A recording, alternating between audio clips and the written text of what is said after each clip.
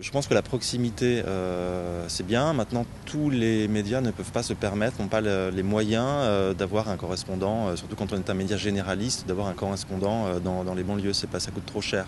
Moi, ce que je suggérerais aux médias nationaux, aux médias généralistes, c'est d'avoir au moins un ou deux spécialistes, journalistes spécialisés banlieue, parce que ce sont des problématiques qui sont des problématiques en soi, on a l'impression qu'elles sont transversales, mais en fait les problèmes on les retrouve un peu partout dans toutes les villes françaises. Je veux dire qu'on soit dans la banlieue de Lyon, dans la banlieue parisienne ou dans la banlieue toulousaine, voilà, on a les mêmes problématiques qui reviennent, et je pense qu'il faut des journalistes spécialisés qui peuvent déjà les comprendre avant de les expliquer et proposer des angles originaux, des dossiers en fait au sein de leur rédaction. Ils auront plus d'arguments s'ils sont spécialisés que si on les envoie comme ça au casse-pipe sans qu'ils aient connaissance vraiment dans le fond des problématiques.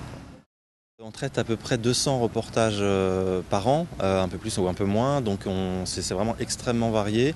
Pas mal de reportages des reportages de société en fait essentiellement, qui sont liés aux difficultés que rencontrent les populations sur ce territoire, qui est un territoire pauvre. L'éducation, qui est un terme qui revient assez souvent.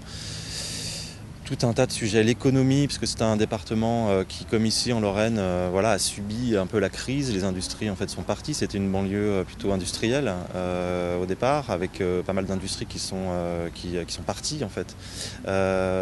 Donc voilà, pas mal de sujets comme ça. Pas beaucoup de sujets sportifs parce qu'il n'y a pas d'équipe à un niveau international ou national. Pas énormément de sujets culturels, un petit peu. Moi j'aimerais bien en faire un petit peu plus, mais le problème c'est que une banlieue par définition est accrochée à un centre-ville, et Paris notamment est une ville qui a une offre culturelle extrêmement riche et qui concurrence en fait ce que l'on peut voir en banlieue. Donc la culture en banlieue en fait a du mal à faire entendre sa voix dans les médias.